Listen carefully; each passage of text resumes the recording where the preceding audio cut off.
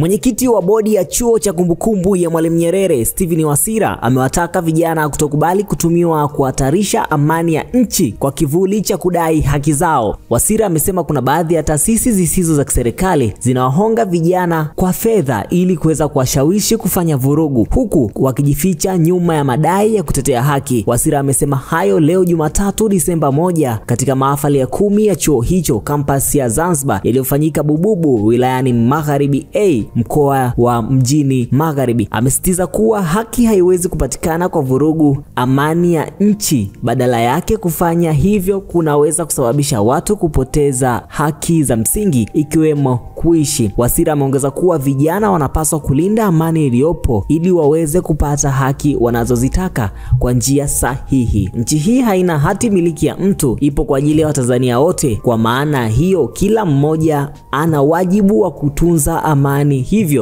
hiyo na vijana msikubali kutumika vibaya, alisema Wasira. Nini maoni yako kuhusiana na hili la Wasira?